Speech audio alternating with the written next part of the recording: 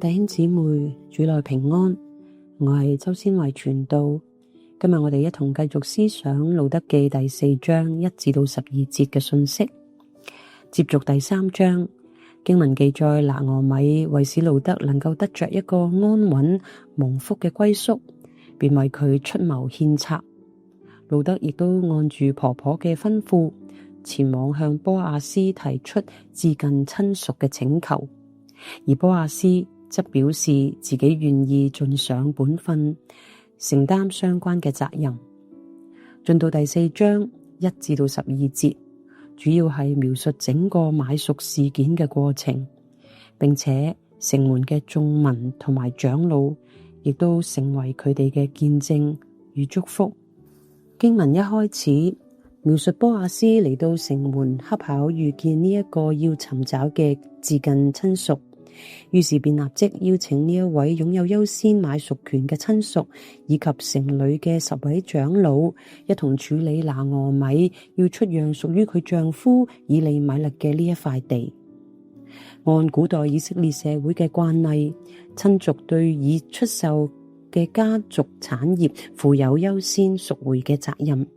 因此波阿斯先向呢一位有優先權嘅近親提出詢問，好讓佢表明是否願意贖回呢一塊地。因為除咗呢一個人能優先承接呢一個責任之外，只有佢一個人係候補。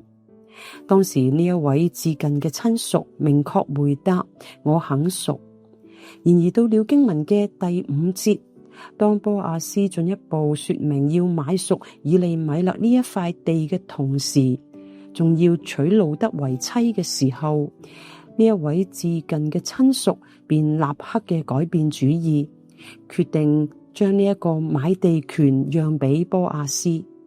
因為佢唔願意承擔呢一宗會影響佢自己產業安排嘅責任。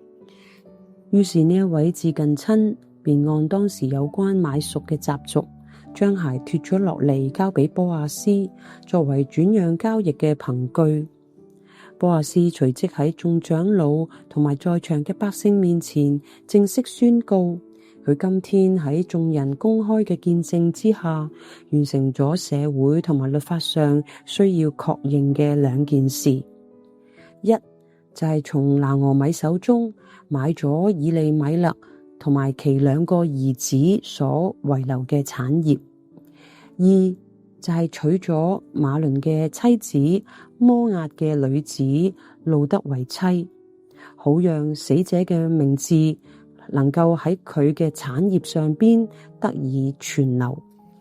誠然，波阿斯確實係以利米勒嘅至近親屬之一，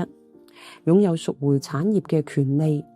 但係佢並冇法律上邊嘅義務必須娶路得為妻。儘管如此，波阿斯甘心承擔代價，主動將贖地同埋為死者留名嘅呢2項責任綁喺一起，視為一個不可分割嘅救贖義務。喺世人嘅眼中，呢一宗可能吃虧嘅交易，既要俾錢去到贖地，又要娶寡婦，為死者留名，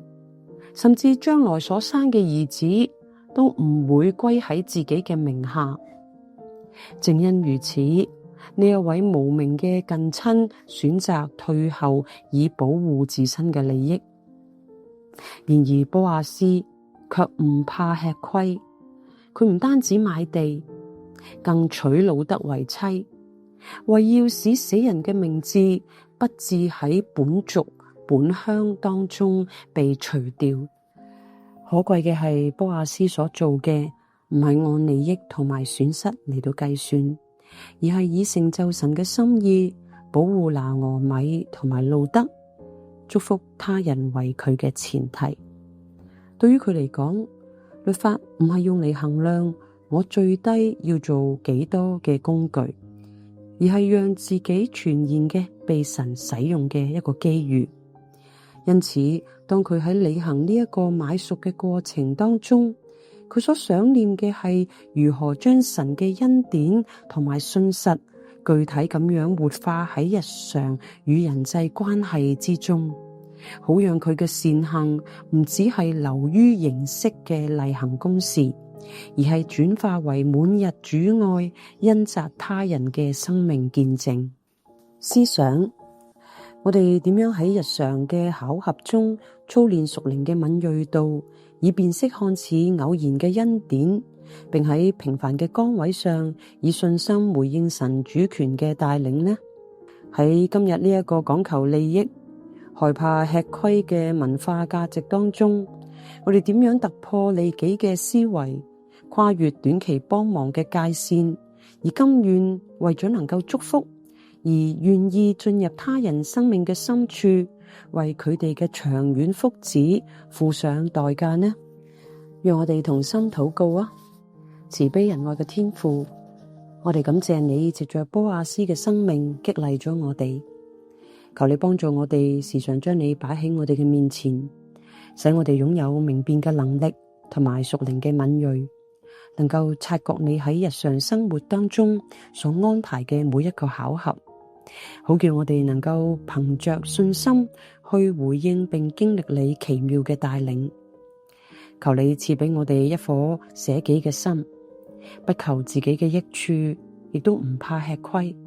使我哋能夠以你嘅眼光看待人同埋事，甘願以愛心、勇氣同埋實際嘅行動付上代價，配合你嘅工作，成為別人嘅祝福，喺生活當中彰顯你嘅信實同埋恩慈。誠心嘅禱告係奉我救主耶穌基督嘅名字祈求，阿門。